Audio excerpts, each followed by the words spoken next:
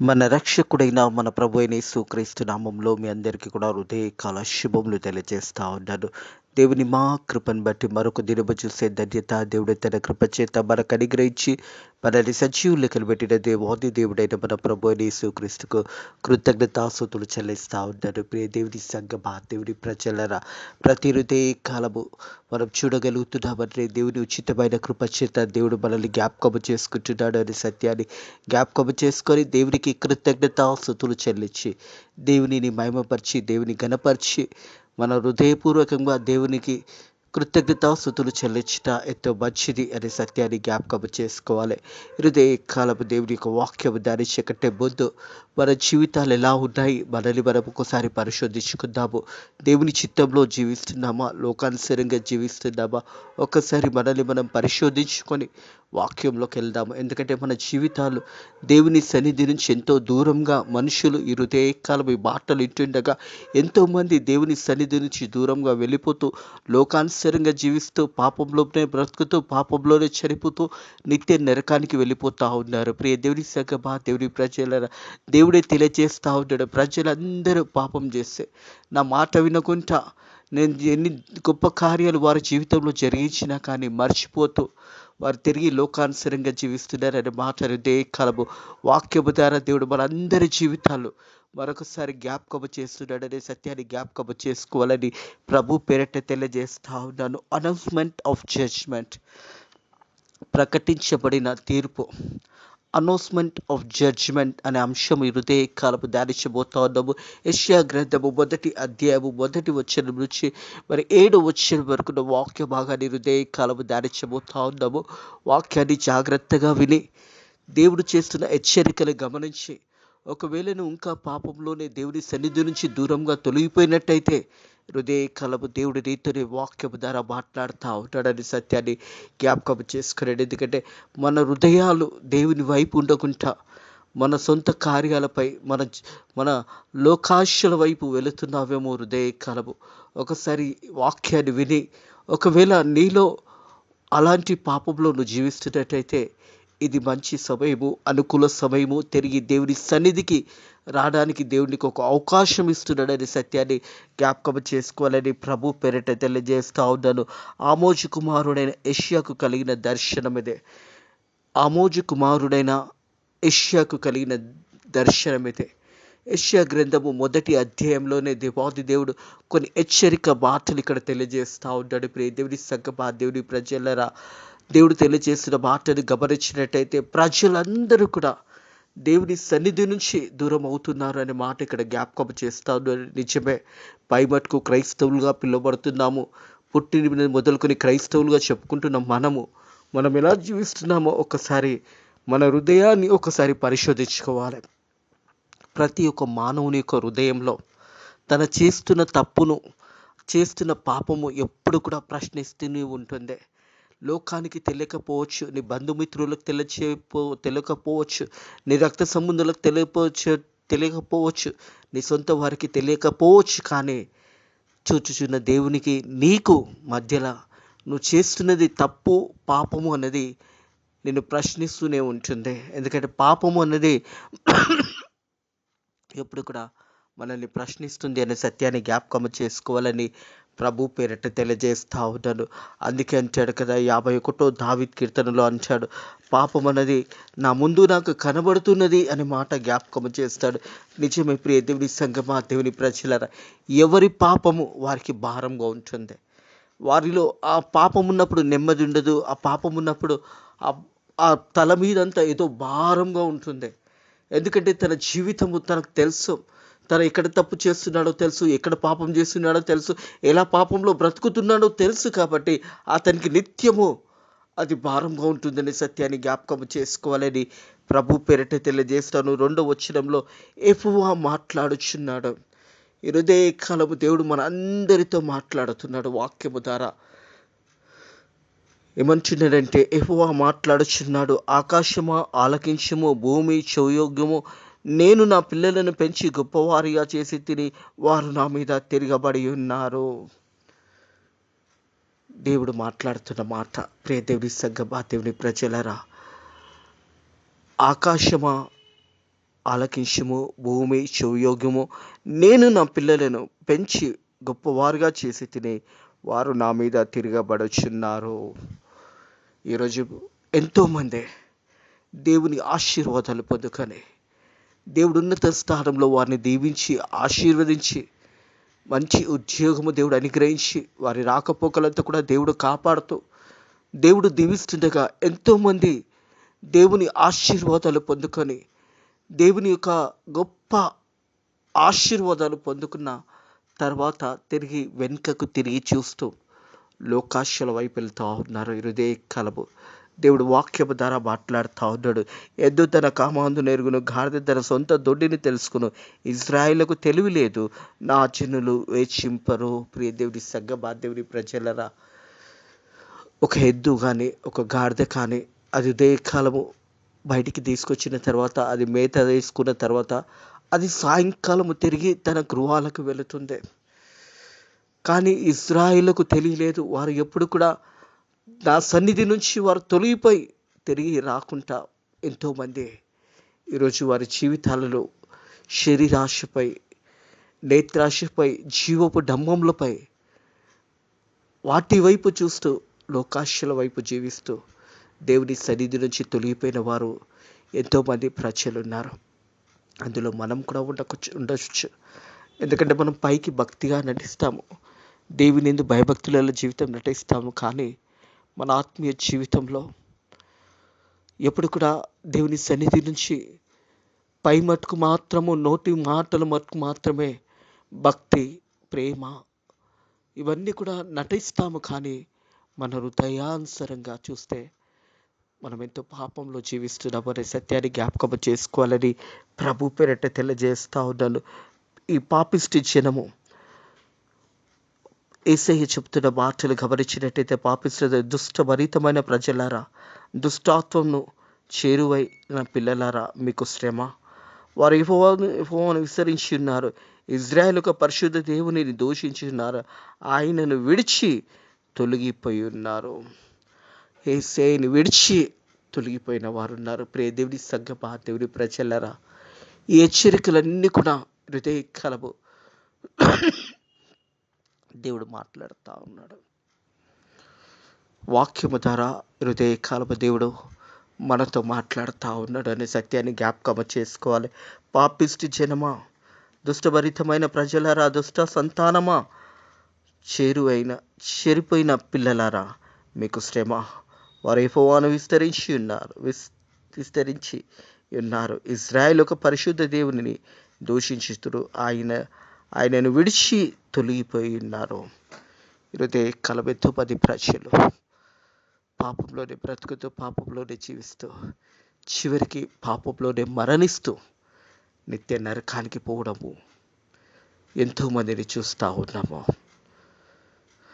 ఒక మనిషి యొక్క జీవితము పుట్టినప్పుడు ఏమీ తెలియదు. ఎవరైతే తల్లి గర్భంలో నుంచి మనం అందరం ఏ రీతి అయితే జన్మించామో ఆ సమయంలో మనకు ఏమీ తెలియదు అనే సత్యాన్ని జ్ఞాపకం చేసుకోవాలి. 21st డే కానీ, పేరు పెట్టడం కానీ, ఆ సమయంలో చిన్న బిడ్డలకు ఏమీ తెలియదు, తల్లిదండ్రులు చేస్తారు. ఒక యవనస్తుడు పెద్దగైన తర్వాత, దేవుని సన్నిధిలో రక్షణ పొందుకున్న తర్వాత తన జీవితం అనేది మొదలవుతుంది.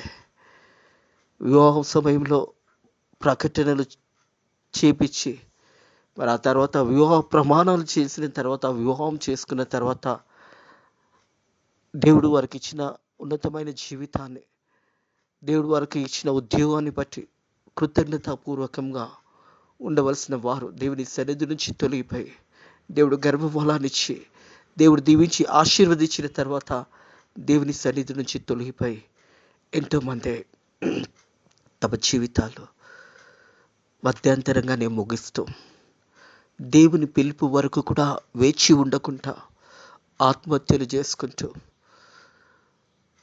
ఎంతోమంది జీవితాలు, విలువైన జీవితాలు దేవుని సన్నిధి నుంచి దూరంగా తొలగిపోతూ వారి జీవితాలు అర్ధంతరంగానే ముగిస్తూ ఉన్నారు. ప్రియ దేవుని సంగమా, దేవుని ప్రజలారా, కొన్ని సందర్భంలో లోకాశల వైపు వెళ్తున్నప్పుడు, లోకాశల వైపును త్రాగుతూ తిరుగుతూ నిష్టానుసారంగా జీవిస్తున్నప్పుడు కొన్ని రోజుల తర్వాత, కొన్ని సంవత్సరముల తర్వాత నీ శరీరం అంతా కూడా పాడైపోతుంది.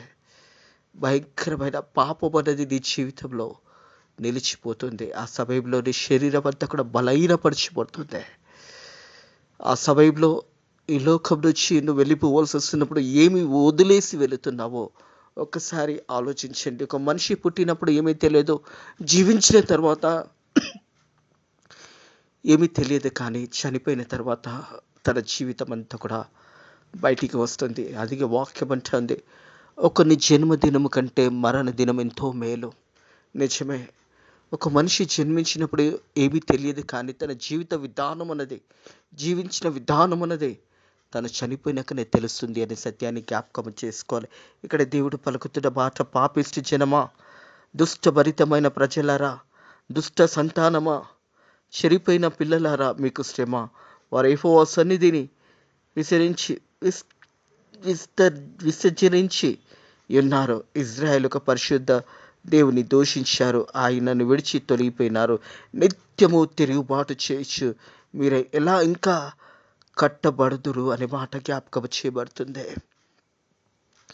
నిత్యము దేవుని సన్నిధి నుంచి తొలగిపోతూ ఎలా మీ జీవితాలు మీరు కట్టుకుంటారు?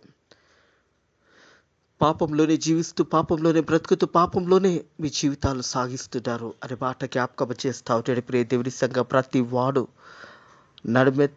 నడువెత్తి వ్యాధి కలిగి ఉన్నాడు. ప్రతి వాని గుండె బలహీనమైనో, ప్రతి వాని గుండె బలహీనమైపోయింది. ఎందుకంటే దేవుని మార్గం నుంచి తొలగిపోయి, దేవుని సన్నిధి నుంచి తొలగిపోయి, ఇష్టానుసారంగా జీవిస్తూ లోకాశల వైపు జీవిస్తున్న వారి జీవితాలు ఎలా ఉన్నాయని దేవుడు జ్ఞాపకం చేస్తూ ఉన్నాడు. నిత్యము తిరుగుబాటు చేయొచ్చు, మీరు ఎలా ఇంకా కట్టబడుదురు. ప్రతి వాడు నడుమెత్తి వ్యాధి కలిగి ఉన్నాడు, ప్రతి వాని గుండె బలహీనమైపోయింది. పాపంలో జీవిస్తూ, పాపంలో బ్రతుకుతున్న వారి జీవితాలు బలహీనమైపోతాయి. గుండె కూడా బలహీనమైపోతుంది. ఎప్పుడు చూసినా ఇతరులను బాధ పెట్టడము, ఇతరులకు శ్రమలు కలిగించడము, ఇతరులకు కష్టాలు కలిగించడము, ఇవన్నీ కూడా మనిషి యొక్క గుండెని కూడా బలహీనంగా చేయబడుతుంది. దేవుని మార్గం నుంచి తొలగిపోయిన ఆ ప్రజలు, ప్రతివాడు నడుమెత్తి వ్యాధి కలిగి, ప్రతివాని గుండె బలహీన, అరకాలు మొదలుకొని తల వరకు స్వస్థత కొంచెమైనా లేదో, అరకాలు మొదలుకొని కాలు వరకు, తల నుంచి కాళ్ళ వరకు ఏమాత్రము స్వస్థత లేదు. ఈరోజు ఎంతోమంది ధనవంతులు, ఐశ్వర్యవంతులు, వారి పిల్లల జీవితాలు చేస్తే రోగములతో బాధపడుతూ ఉన్నారు. గుండె జబ్బులు, క్యాన్సర్ రోగంతో, అలాగే ఎన్నో భయంకరమైన రోగాలతో వారు బాధపడడానికి కారణం ఏంటంటే పాపం వల్ల వచ్చే జీవితము మరణము. ఇంట్లో నెమ్మది ఉండదు, ఇంట్లో సమాధానం ఉండదు. ఎప్పుడు చూసినా హాస్పిటల్ చుట్టూ తిరుగుతూ ఉంటారు. వారి గాయములు అనేది ఎన్నడూ కూడా మానక, వారి జీవితాలలో నెమ్మది లేకుండా, వారి జీవితాలలో సమాధానం లేకుండా ఎంతో మంది జీవితాలు భయంకరమైన స్థితిలోకి వెళ్ళిపోవడానికి కారణం ఏంటంటే పాపము వల్ల వచ్చే జీవితము మరణమే. ప్రియ దేవుని సంఘమా, దేవుని ప్రజలు పాపంలో జీవిస్తూ పాపంలోనే వారి జీవితాలు చూసినట్టయితే వాక్యము తెలియజేస్తూ ఉన్నది. ప్రియ దేవుని సంఘమా, దేవుని అరకాలు మొదలుకొని తల వరకు స్వస్థత కొంచెమైనా లేదు. ఎక్కడ చూచినా గాయములు, దెబ్బలు, పచ్చి పుండ్లు, అవి పిండింపబడలేదు, కట్టబడలేదు, తైలముతో మెత్తన చేయబడలేదు. ప్రియ దేవుని సంఘమా, దేవుని ప్రజలు, శరీరం అంతా కూడా రోగాలతో, శరీరం అంతా కూడా అనేక వ్యాధులు కలిగే వారి యొక్క శరీరంలోనంట కొంచెమైనా స్వస్థత లేదు. అరకాలు మొదలుకొని తల వరకు వారి జీవితాలలో ఆ పాపంతో నిండి ఉన్నప్పుడు వారి యొక్క జీవితాలలో ఎప్పుడు చూసినా శ్రమ, ఎప్పుడు చూసినా బాధ, ఎప్పుడు చూసినా దుఃఖము, వ్యాధి కలిగి వారి యొక్క జీవితాలలో పిల్లలు చూసినప్పుడు, పిల్లలు కూడా రోగాలతో బాధపడుతున్నారు అంటే తల్లిదండ్రుల ఒక పాపము వల్ల ఈరోజు పిల్లలు కూడా ఆ ఒక పాపములో వారి జీవితాలు అలా నలిగిపోవడానికి కారణం ఒకవేళ తల్లిదండ్రులే కావచ్చు, లేదా మన పాపము కావచ్చు. మనము సంపాదించిన ఆస్తులు అన్యాయంగా సంపాదిస్తున్నామేమో, అన్యాయంగా జీవిస్తున్నామేమో, ఎవరినైనా బాధ పెట్టి మనం జీవిస్తున్నామేమో.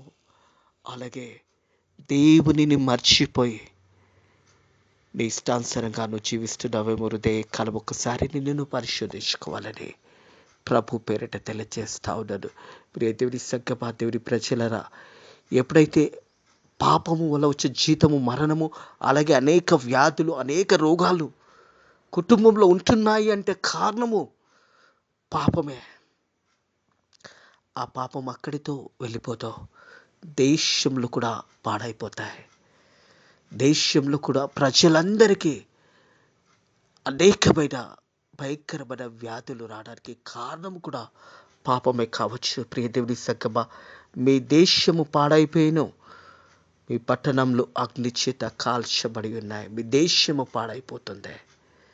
ఎందుకంటే దేవుని మాటకు లోబడకుండా, దేవుని చిత్తానుసారంగా జీవించకుండా, దేవుని ఆజ్ఞకు లోబడినప్పుడు ఆ పట్టణం కూడా అగ్ని చేత కాల్చబడుతుంది.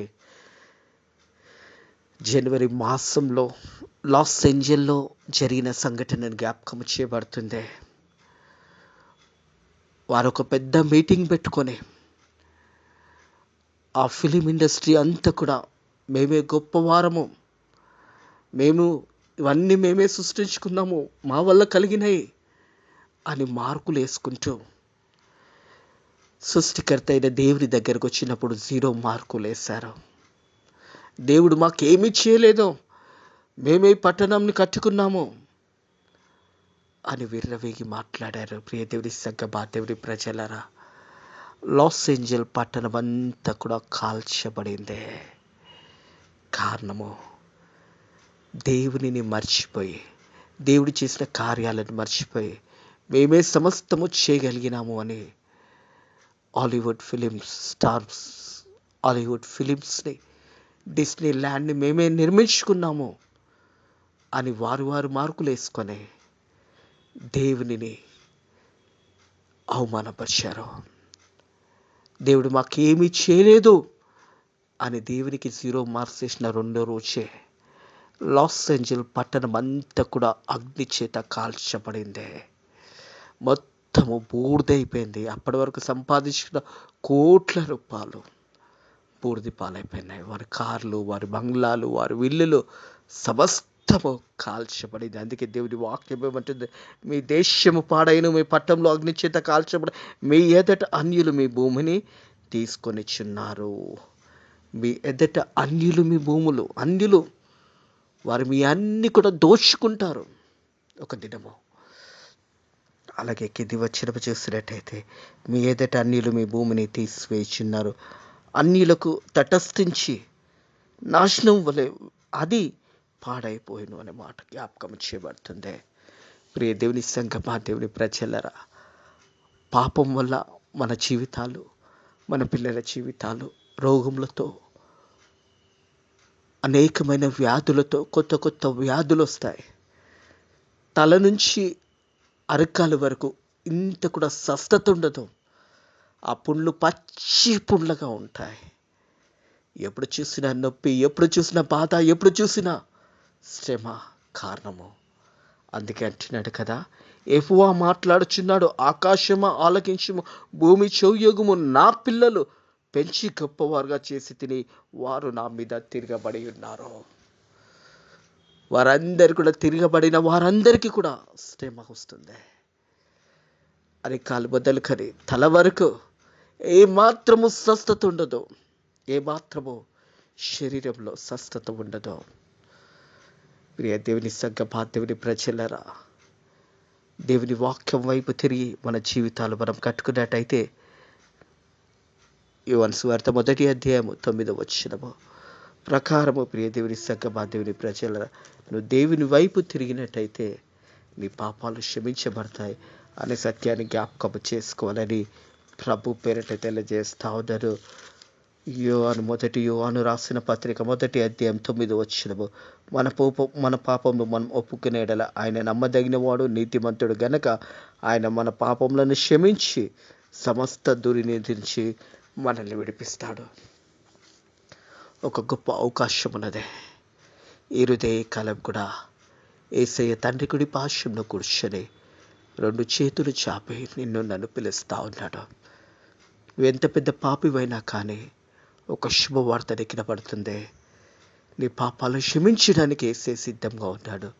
నువ్వు నోరు తెరిచి, ప్రభువా నేను పాపిని ప్రభువా, ఇన్ని రోజులు నేను లోకానుసారంగా జీవించాను, నాకు నెమ్మది లేదు, నాకు శాంతి లేదు, నాకు సమాధానం లేదు, నా రూమ్లో ఎప్పుడు చూసినా భయంకరమైన స్థితిలో ఉన్నాము, అనేకమైన రోగములతో మేము బాధపడుతున్నాము, వ్యాధులతో బాధపడుతున్నాము, పచ్చి పుండ్ల వల్ల ఉన్నాయి.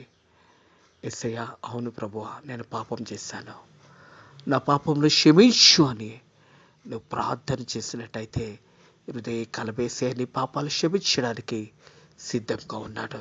నువ్వు నోరు తెరిచి, నువ్వు ఎవరైనా కావచ్చు, క్రైస్తత్వం అనేది ఒక కులము కాదు, ఒక మతము కాదు, సర్వలోకానికి సృష్టికర్త అయిన దేవాది దేవుడు.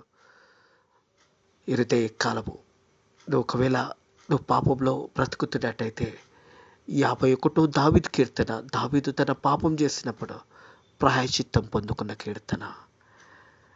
దావీదుని క్షమించిన దేవాది దేవుడు నిన్ను నన్ను క్షమించడానికి కూడా దేవుడు సిద్ధంగా ఉన్నాడు. ఇది అనుకూల సమయము, ఇది మంచి సమయము. ప్రియ సహోదరుడా, ప్రియ సహోదరి, ప్రియ అన్న, ప్రియ చెల్లి, ప్రియ అక్క, ప్రియ తమ్ముడు, దేవుడు నేను క్షమించడానికి సిద్ధంగా ఉన్నాడు. అందుకే అంటున్నారు కదా, వాక్యం అంటా ఉంది, మిమ్మల్ని కడుకునండి, శుద్ధి చేసుకునండి, మీ దోషములు నాకు కనబడకుండా వాటిని తొలగింపుడే. ఇదే మంచి అవకాశము దేవుడు నీకు ఇస్తా ఉన్నాడు. నీ పాపములను క్షమించడానికి దేవుడు సిద్ధంగా ఉన్నాడు. నువ్వు నోరు తెరిచి నీ పాపాలు ఒప్పుకున్నట్టయితే యేసయ్య నీ పాపాలు క్షమించి సమస్త దుర్నీతి నుంచి మిమ్మల్ని విడిపించి మిమ్మల్ని పవిత్రులుగా చేయడానికి యేసయ్య సిద్ధంగా ఉన్నాడు. ఒకవేళ నువ్వు దేవుని సన్నిధి నుంచి, దేవుని మార్గం నుంచి తొలగిపోయినట్టయితే తిరిగి యేసయ్య నిన్ను పిలుస్తూ ఉన్నాడు. తిరిగి నువ్వు యేసయ్యతో వచ్చినట్టయితే నీ జీవితము, నీ కుటుంబము రక్షించబడుతుంది. అట్టి కృప దేవుడు మీకును మీ కుటుంబములకు అనుగ్రహించునుగాక. ఆమేన్. ప్రార్థన చేసుకుందాము. Thank you Lord, thank you Jesus, thank you Holy Spirit. పరిశుద్ధుడ దేవాన్ని వాక్యము ద్వారా మాతో మాట్లాడి, హెచ్చరిక మాటల ద్వారా మాతో మాట్లాడి, తిరిగి నా దగ్గరకు వచ్చినట్టయితే మీ పాపాలు క్షమిస్తానని వాక్యము ద్వారా మాతో మాట్లాడి మనల్ని బలపరిచిన దేవా నీకు వందనములు, స్తోత్రములు తండ్రి. వాక్యమైన బిడ్డలు ఎవరైనాను నీ సన్నిధి నుంచి తొలగిపోయినట్టయితే తిరిగి ఆ బిడ్డలు నీ వైపు వస్తున్నట్టయితే తండ్రి నువ్వు వారిని క్షమిస్తున్నందుకు నీ కృతజ్ఞతాస్తుతులు. వారి నోరు తెచ్చి పాపంలో ఒప్పుకున్నప్పుడు వారిని సమస్త దుర్నీతి నుంచి విడిపించి తిరిగి నువ్వు పవిత్రులుగా ఆ బిడ్డలను చేయబోతున్నందుకు కూడా నీకు కృతజ్ఞతాస్తుతులు చెల్లిస్తున్నాను తండ్రి. వాక్యం బిడ్డలందరూ కూడా తండ్రి వారి వాక్యం ద్వారా వారు విని ఒకవేళ నీ సన్నిధి నుంచి తొలగిపోయిన ప్రతి వారు కూడా తిరిగి నీ వైపు వస్తుండగా నేను ఆ బిడ్డలను దీవిస్తూ ఆశీర్వదిస్తున్నందుకు కూడా నీ కృతజ్ఞతాస్తుతులు చెల్లిస్తూ నజరేయుడైన యేసుక్రీస్తు నామములో ఈ ప్రార్థన వేడుకుంటున్నాము తండ్రి. ఆమేన్. మన తండ్రి యొక్కయు, కుమారుని యొక్కయు, పరిశుద్ధాత్మ యొక్కయు త్రియేక దేవుని సకల దీవెనలు, సకల ఆశీర్వాదాలు మీకు, మీ కుటుంబములకు ఎప్పుడు ఎల్లప్పుడూ సదాకాలము తోడై నీడైండును గాక. ఆమేన్.